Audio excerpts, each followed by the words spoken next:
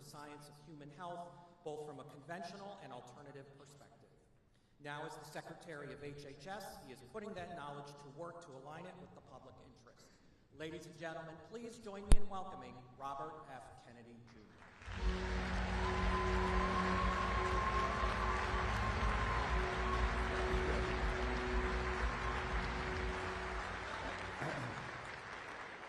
Thank you all very much. I know that for all of you, your lives, each one of you have been touched by this disease. And my life was, and my family is no exemption. I lost my brother, who was my closest friend, to this disease. I lost another brother, not directly through overdose, but through what I believe is a symptom of this disease.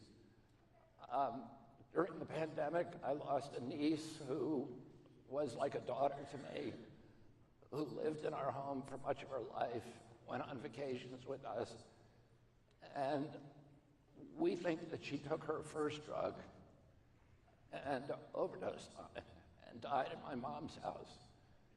I lost another niece a few months later, not to death, but she's a quadriplegic. She was sober. She went out.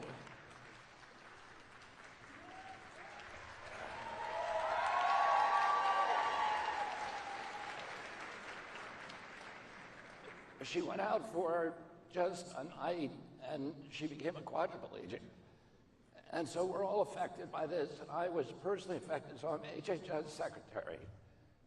And I was given a speech by one of my agencies, by Samson and ASPA, by two of them, and it was loaded with the grim inventories that document the terrible, the catastrophic cost of this disease in recent years to our country. I thought it might be more helpful to all of you if you, to share some of my own experience with this disease and some of the lessons that I've learned from recovery. I was born in a very, and raised in an extremely close and Catholic family. I don't know if my addiction was the result of genes. My mother family had alcoholism all the way back to the Neanderthal times. And she was one of the only members to escape it, or whether it came from trauma or anything.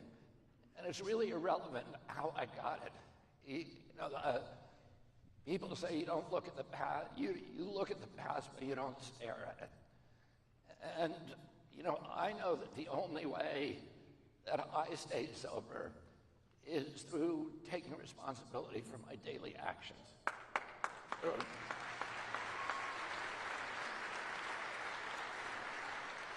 By accepting things I can't control and trying to practice gratitude for them.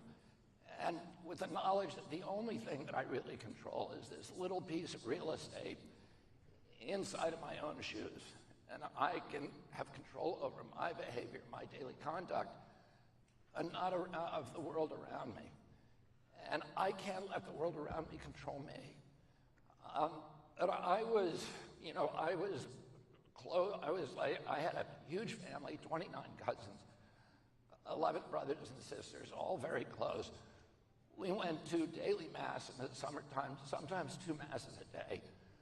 We said the rosary every night. We prayed before and after each meal. We read the Bible every night. And I integrated a lot of that into my life. It was an Irish Catholic community, and the schools and our family was conscious that this disease disproportionately impacts our race. We call it the Irish flu. And there was a custom in our schools to take the pledge, which came from Ireland. So you would swear that you would never take a drink in your lifetime. And you were given a pledge pin if you were willing to take that vow. And I took it when I was a kid, and I took that responsibility very serious, that commitment very seriously. By the time I was 15 years old, I never even drank coffee. And my father died the summer before. And that summer, I went to a party, a going-away party for the elder brother of a friend of mine who was being shipped to Vietnam. He'd been drafted, and the party turned into a melee, and he ended up hitting a cop and going to jail instead of Vietnam. But I was hitchhiking home from that party, and an older boy who I knew, but only vaguely, picked me up, and he offered me a tab of LSD. And LSD had come to Cape Cod that night. This was 1969. And a lot of people in my town, as it turned out, had taken it. I would never have taken it, but the town that I lived in had one store, and it had a post office at one store. And every Tuesday, the comic books came to that store. And I was addicted to comic books, as were a lot of my peers. And my favorite comic was a comic called Turok, Son of Stone, which was about these two Indians. And about 2 weeks before, the episode was that they had taken mescaline or peyote or some kind of hallucinogen, and they were transported back in time, and they saw dinosaurs. And I had a deep interest in paleontology. And I said to the guy, if I take that, will I see dinosaurs? And he said, you might. And I ended up taking it, and I had this wonderful experience of very, very intense hallucinations. And in the morning, I was remorseful. And I was kicking myself and saying, you swore you would never do this. You broke your commitment to yourself. And I swore to myself I would never take drugs again. And I was walking home from the town, which is about 3 miles from my home. And I was getting darker and darker as I crashed from the acid. And when I saw it, and I had to go home and face my mom. I had violated my curfew, and my mother had invented tough love. And I saw some older boys in the woods near my home. And I went in to see what they were doing, and I told them that I was crashing on the acid. And they said, try some of this. And it was a line of crystal meth. And I took it, and all my problems went away, just evaporated. I felt better than I'd ever felt in my life.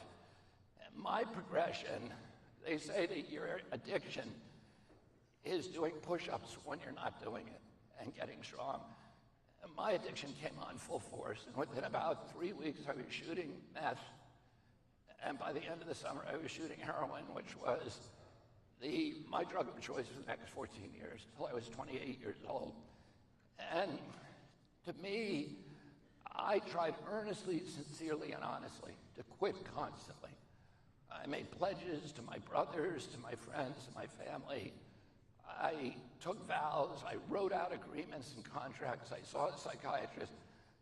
I did everything that I could think of, and nothing worked. And to me, the most demoralizing feature of this disease was my incapacity to keep contracts with myself. And I would tell myself at 9 in the morning, I'm never going to do that again, and I would absolutely believe it and be committed to it.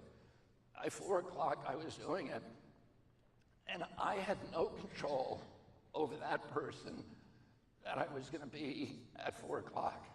And of course, like most addicts, I interpreted this as a moral failure, as a character failure.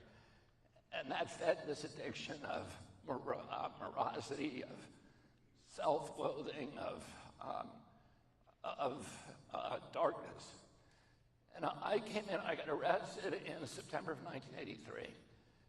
And at that time, the cat was out of the bag, and I was able to do things, including go to 12-step programs, which I would have never done before. Because of my family and the way that I've been raised, the last thing I would do was to share the secrets that I had with a crowd that I didn't know. So suddenly I could do that. And I knew that I needed a spiritual awakening, because I did not want to be the person that I was. I wanted to be just a normal person who didn't wake up in the morning thinking of drugs and thinking about them all day and devoting my energies to that. I wanted to be somebody who just got up in the morning and went to work and had a normal life. I didn't want to be that person. I definitely did not want to be somebody who was white-knuckling it, who was on the street trying to not take drugs but wanting them all the time. I just wanted to be a different person. I've 12-stepped many people in my program over the years, and a couple of times people said to me, including a cousin who's now dead from this disease, he said to me, I don't want to go to that program, that 12-step program, because they brainwash you. But if somebody had said to me that time, and I could get brainwashed, I would say, bring it on, because my brain needed washing. I did not want to be that person. Oh. And I had a friend, my little brother's best friend, who used to take drugs the same way that I did, and snorting lines and shooting dope. And he became a Moonie. He joined the Unification Church, and he became a follower of Reverend Sun Myung Moon. And he would still hang out with us, but he just didn't want drugs anymore. And we could do them right in front of him. And he had no compulsion. And I used to think about him when I first started getting sober. And I would think to myself, because I had a lot of biases at that time, oh, I'd rather be dead than be a Moonie. But I wish there was some way for me to distill whatever he had that made him impervious to that compulsion without becoming, a religious nuisance. And at that time, I picked up a book that was just laying on a table by Carl Jung called Synchronicity. The only reason I picked it up was because there was an album by the Police at that time by the same name. And it had just come out. And I didn't know what the word was. And synchronicity is a coincidence. It's like the kind of thing that all of us experience at one time or another. Or you're, for example, talking about somebody that you haven't thought about in 20 years, and the phone rings and it's that person on the phone. And Jung, who was a deeply spiritual man and played a key role in developing the spiritual dimensions of the 12-step program, he was a protege of Freud. And unlike Freud, who was an avowed atheist, Jung was a deeply spiritual man. And he had authentic spiritual experiences from when he was a little boy. And he said in this book he was trying all these ways he had a lot of synchronicities in his life. And they were transformational experiences for him. For example, at one point he was sitting with a patient on the third floor of his sanatorium, which was the biggest sanatorium in Europe. And it was a female patient, and she was talking about a dream. And the fulcrum of that dream was a scarab beetle, which is a creature that doesn't exist in Northern Europe. It's a very common piece of iconography with a spiritual resonance on the hieroglyphics of Egypt, on the tombs, the obelisks, etc. And while he's talking to her, he hears this bing, bing, bing on the wall, on the window behind him. And he doesn't want to take his attention away from the patient to find out what it is, but finally, in exasperation, he stands up and throws open the window, and a scarab beetle flies in and lands in his palm. And he turns to the woman and says, this is what you were dreaming about.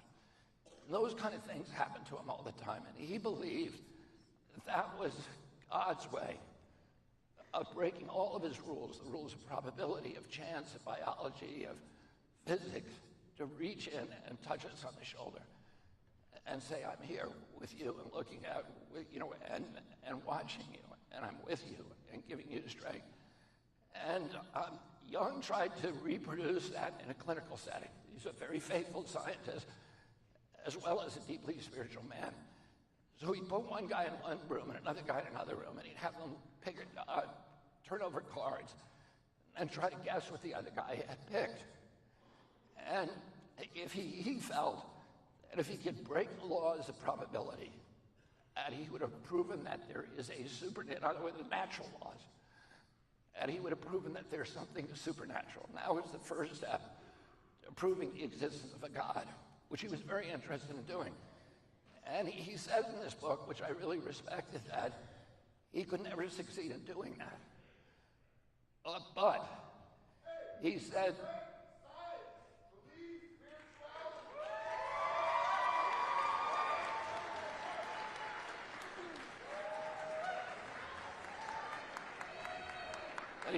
that But he said that he was unable to prove the existence of God using empirical spiritual tools, empirical or scientific tools. Having seen tens of thousands of patients come through his facility, he said he could prove that people who believed in God got better faster, and that their recovery was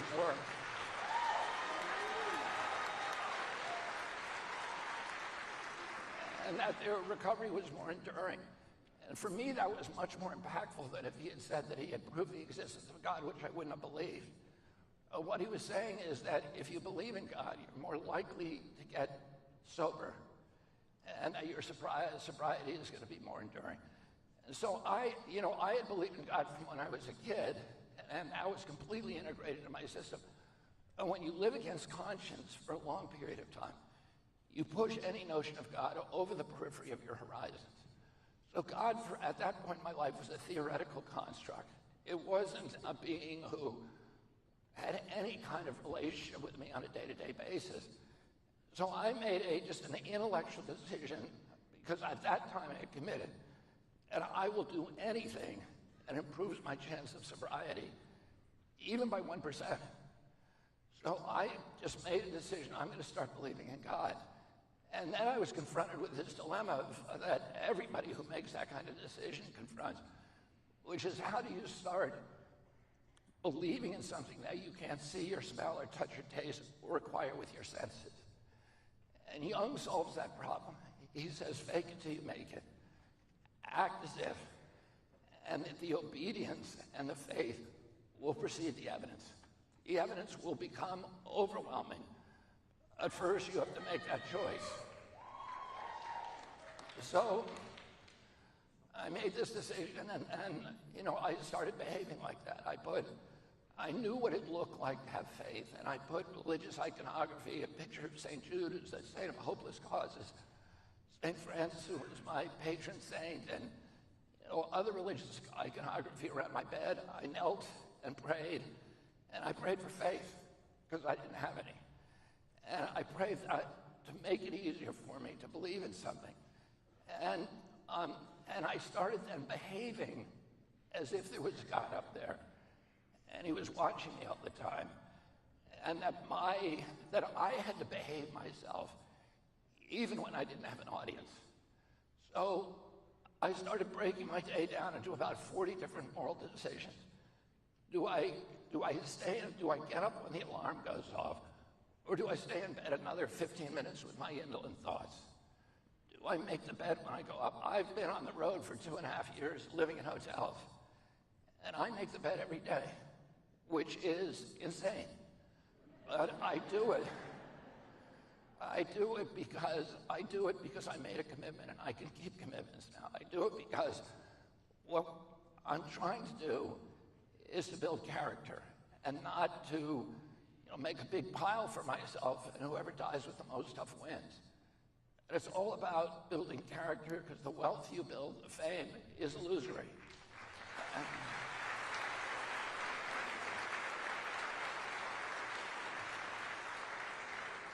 Do I put the water in the ice tray when I put the ice tray back in the freezer? When I reach into my closet and pull out some blue jeans, and all those little wire hangers fall on the floor, do I shut the door like I used to and say that's somebody else's job, I'm too much of a big shot for that? Or do I go in and clean up my mess? Do I put the shopping cart back in the place where it's supposed to go in the park, rather than leaving it in the parking lot? When I first got sober, about probably 6 or 8 weeks into sobriety, my life was getting very, very small from addiction. And it started getting very big again. And I was running through Nashville Airport to catch a plane that was mission critical that I be on that plane. I was already late and probably going to miss it. And as I was running, I was putting Dentine in my hand. And I was thinking, the apocalypse is going to happen if I don't get on that plane. I was putting a piece of Dentine in my mouth, and I balled up the wrapper. And as I ran, I threw it, and the wrapper did a perfect arc, swishing right into the trash can. And as I was running by, I noticed out of the corner of my eye that it had jumped back out again it must have hit something in there. And I said to myself, well, that's God's fault because I made the shot. And I got about 40 feet down that runway, and it just started eating at me.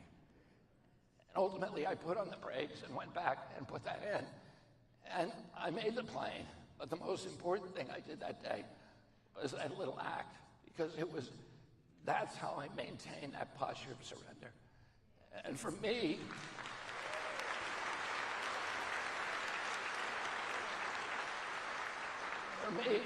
surrender was easy when I first came in, because my life made it obvious that I didn't know how to run things, and I had to let somebody else, which was God, run them. When the cash and prizes start flowing in, my inclination is to say, thanks, God, I got it from here, and take the wheel of the car and drive off the cliff again.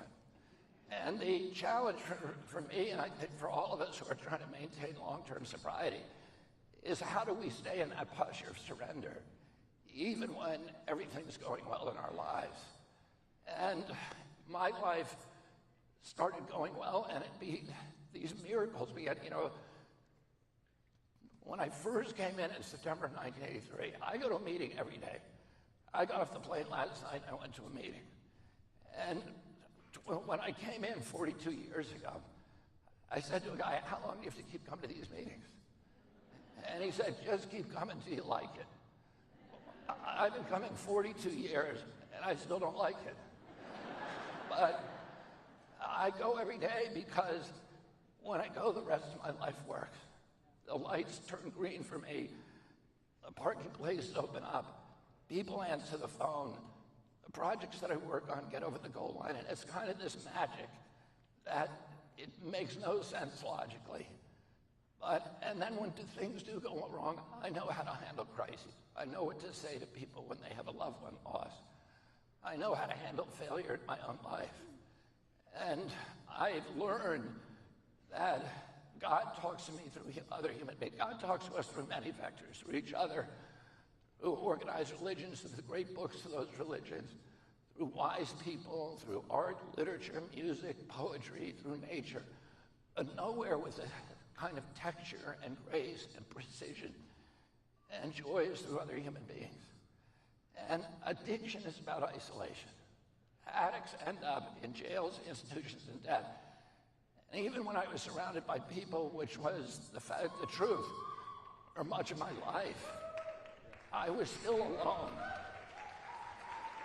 because I was looking at life and relationships through this mesh of dishonesty, of vanity, of arrogance, and a complete lack of intimacy, a complete, real, authentic connection to community.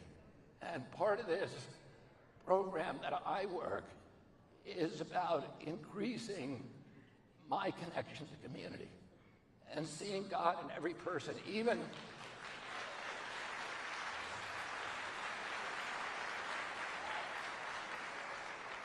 people that I don't particularly like. In fact, God talks to me most through those people.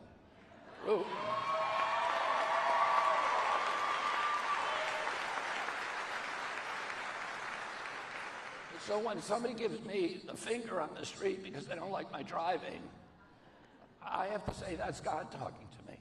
And what does he want me to learn? What does he want me to learn from this interaction? What am I supposed to do with this interaction? Should I pray for that person? Or should I pull him out of the car, which is what I used to do? And it has a magical impact on me. Thank you very much.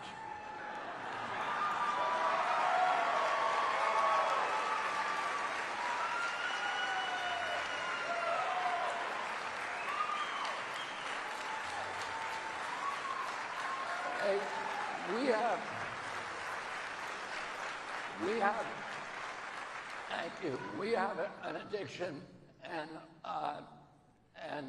overdose crisis in this country. I think last year we lost 106,000 kids. This is double the number that we lost during the 20-year Vietnam War. And we need to pay the same attention to this crisis, which is a national security threat and a threat to everything we love about our country as Vietnam. And you know, President Trump was in, 3 weeks ago, he met with Claudia Sheinbaum, the new president of Mexico, and he said to her, all of the drugs are coming through your country. Do you have a addiction problem? And she said, no, not really. And he said, why is that? And she said, because we have strong families in this country. And one of the things that addiction is a source of misery. It's also a symptom of misery. And it's a source. It makes the addict miserable, and it makes everybody who he has relationships with miserable. It's also a symptom of misery, of grief, of trauma, of loneliness, of alienation, of dispossession. One of my favorite quotes from C.S. Lewis is he said, I spend so much time with grief that I spend so much time with anger that I came to know that her name was grief. And all of us have grief in our lives and trauma in our lives, everybody. And for me, my solution for trauma was I felt like I was born with an empty hole inside of myself, that I had to fill it with things outside of myself.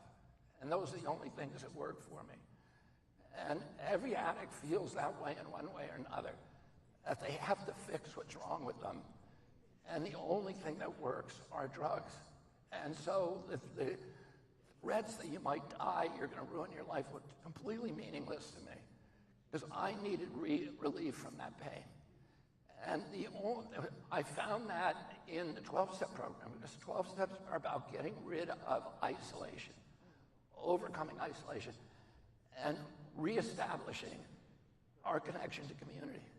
And I see each of us as a vessel of godliness, and that we're connected to all these different relationships. Some of them are very big, like PVC pipes coming into this vessel. Those are our wives, our children, our parents, our aunts, our mothers, our best friends. And then some of them are little tiny pipes, like the guy who gives a finger to me on the street. They're all relationships, and if we're working well, then there's liquid flowing through that into us, and our job is to amplify it and send it back out to the world. That's God's power. What addiction does is our character defects, our pride, anger, lust, envy, gluttony, avarice, sloth, dishonesty, selfishness, arrogance. We plug up each of those gems, and by the end we're alone, and that vessel is stagnant. And that's the definition of insanity.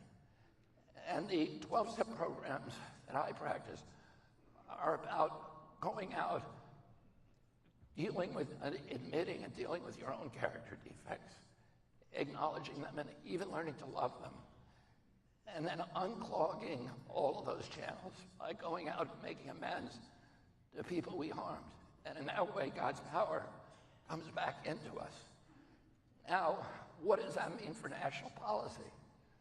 What it means is we have to do all of the nuts and bolts things that you are all involved with, the practical, pragmatic things. We need Suboxone, we need methadone, we need naltrexone, we need Narcan, we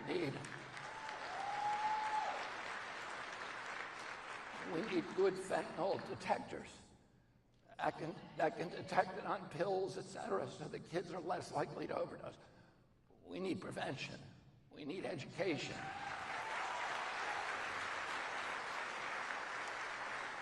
And we need treatment. And we have $4 billion at my agency to finance those solutions and those attacks on addiction and overdose. But that alone, throwing money at it, is not alone going to work. We need to really focus on reestablishing these historic ties to community. We have this whole generation of kids who's lost hope in their future. There was In 2013, there was a poll in which people under 40 years of age were asked, are you proud of the United States of America? And 90% of them said yes. The same poll taken last year, 17% said yes. So you have this whole generation of children that's lost faith in our country, lost because they've lost faith in their own futures. And they've lost their ties to community. And one of the things we need to do, by the way we live our own lives individually, but also through policy changes, is to try to reestablish for those kids, one, hope for the future, but also a sense of connection and usefulness to community. And there's many ways that we can do that, and particularly through service. Bill Wilson established the AA program. Well, you know, he went to the Oxford group, which was the predecessor organization, which had 8 steps. That were 8 of the steps that are part of the AA program, but originally there was just 8. And they were designed to induce spiritual awakening, and he had a spiritual awakening. His desire, like for me, the day I had it, I never had a desire for drugs and alcohol. And the same thing happened to him, and he was 6 months down the road, could not imagine that he'd ever drink again. It was incomprehensible to him that anything like that would ever happen. He went out to Akron, Ohio, then inked a deal to buy the big vendor for Firestone and Goodyear, which had made him a millionaire during the height of the Depression. And he had spent his entire fortune preparing for that deal. When he got out there, another company came in and undermined it, and they signed the deal. And he had a moment standing in the lobby of the Mayflower Hotel in Akron, and the entire compulsion to drink came back to him in full force, like he'd never experienced it before. And he was 20 feet from the lounge. He could hear the clinking of the ice in the glass. He could hear the laughter of the patrons. And it was summoning him to go back into that bar. And he had the central revelation of all the 12-step programs, which was the only way he was going to stay sober that night, is if he found another alcoholic to help. And he went into a phone booth and started frantically dialing preachers, Salvation Army hospitals, looking for an alcoholic in Akron. And he found Dr. Bob. Dr. Bob agreed to meet with him. Dr. Bob had heard it all and was not interested, but he agreed because he was a nice guy. And when he walked in, he said, "You got 15 minutes." They ended up talking all night, and that was the first AA meeting. And they agreed the next day, the only way we can still stay sober is by helping another alcoholic. So service. And Bill Wilson realized you can't live off the laurels of a spiritual awakening. You get a daily reprieve. You have to renew the spiritual awakening every day, and the way that you do that is being useful to another person. And you know, I tell people who are unhappy with their lives, who lost a boyfriend or a girlfriend, who are in a depression, I say one of the best ways to deal with that is to wake up in the morning and instead of saying, what can I do to make myself happy? What can I do to make myself more loved? What can I do to get my boyfriend back? I say, when you get up in the morning, you have to ask one question. You have to say, reporting for duty, sir. And then you have to ask one question and say one prayer. Please make me useful to another human being today.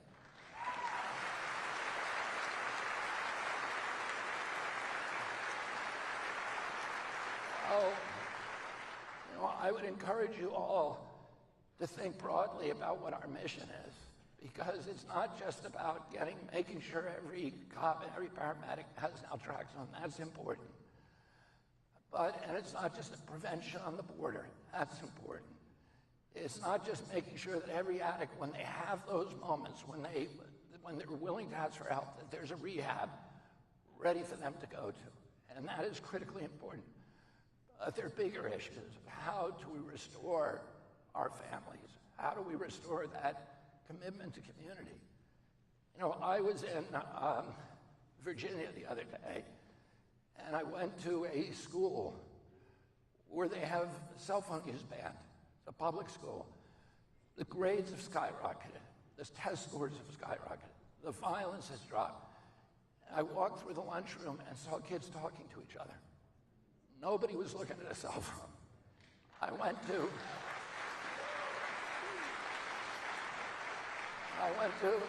the Mennonite community a couple weeks ago.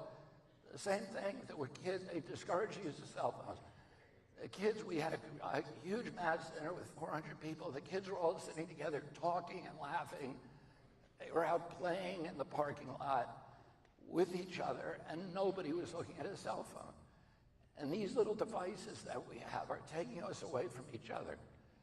And that feeds the addiction crisis. And what we need to learn to do is one of the great things that they told me there is they said, when I was at Louisa County in Virginia, they said the parents, I talked to the parents too, and they said it's so great because now the kid is much easier to tell the kid, don't use a cell phone from you drive. Don't use it at the dinner table. And they have dinners with each other where they actually talk with each other. And all of us in this age have a hard time being parents. But we can also educate the parents. Yeah, have a meal, sit down with your kids, and have a conversation with the cell phones are banned. And do these and then give them opportunities for service. Because everybody wants to be effective in their lives. Everybody wants to be useful. And when you're serving other people, that has a magical impact on your life. It takes away the depression. The self will run riot. You focus instead on another person's problem, at least for a few moments of the day, and that is a reprieve. And we need to think creatively about providing them those opportunities. As saying, banning cell phones in school is one of the things that we need to do to remedy addiction, not just all the standard nuts and bolts things, which we need to do. We need to do everything we can to reestablish hope in our kids, to reestablish a sense of mission in their lives, a sense of purposefulness, and opportunities for them to act as part of a community. So thank you all very much for your commitment to this issue, and God bless you.